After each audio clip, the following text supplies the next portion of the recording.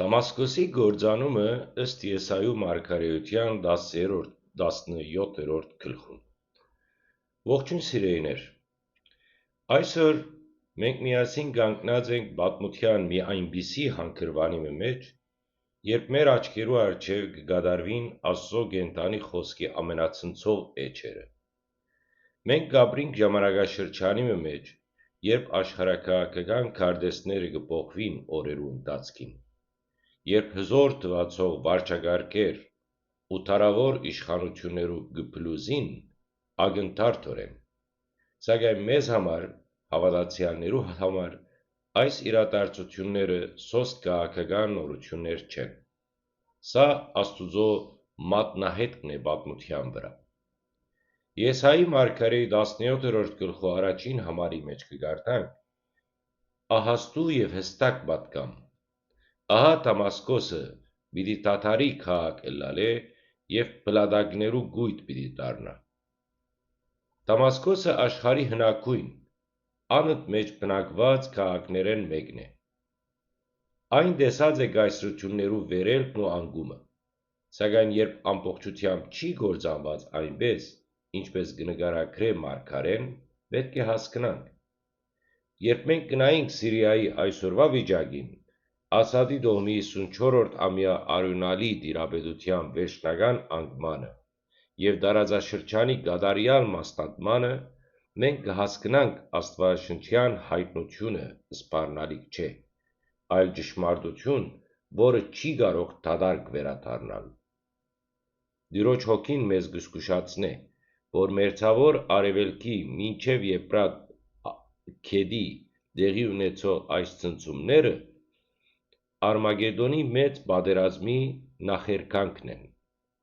Երբ Դամասկոսի բարիսպները կթողան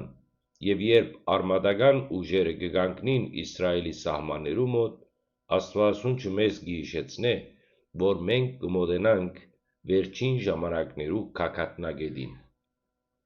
Մարդիկ այսօր կփնտրեն քաղաքական լուծումներ, դաշինքներ ու խաղաղության կեղծ պայմանագրեր, բայց Սուրբ Գիրքը կհստակեցնե. առանց խաղաղության իշխանի Տեր Հիսուս Քրիստոսի երկրի վրա հաստատուն խաղաղություն պիտի չի իրագործվի։ Սիրելիներս, այս պատգամը մեզ վախցնելու համար չէ։ Մարգարեությունը դրված է, որպեսզի արթնցնե իր հոգիները։ Աստված կդադե մեղքն ու անպարշտությունը, ինչպես դադեց Դամասկոսի ու Սիրիայի անօրեն իշխանավորներուն,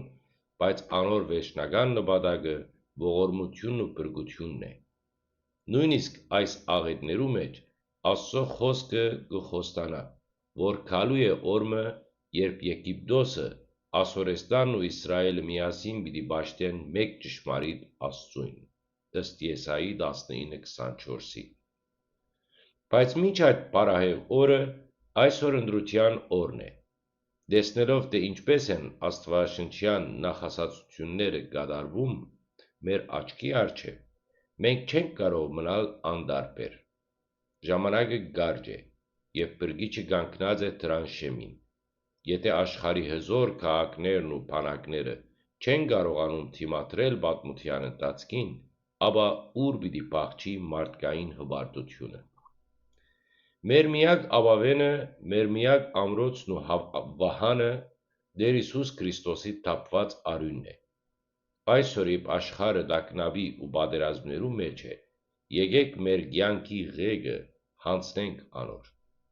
Թող մեր հույսը չլա այս աշխարհի անցավոր հարստության կամ քաղաքականության վրա, այլ կենտանի Աստուծո, ով կտիրե ժամանակներուն եւ դարերուն։ Բացեք ձեր հոգու դռները անոր առջև, ապաշխարությամբ եւ սրբությամբ պատրաստվեցեք Տիրոջ գալստյանը, որովհետեւ նա հավատարիմ է եւ պիտի պահե իրեն հավատացողներուն գալիք փորձության ժամին։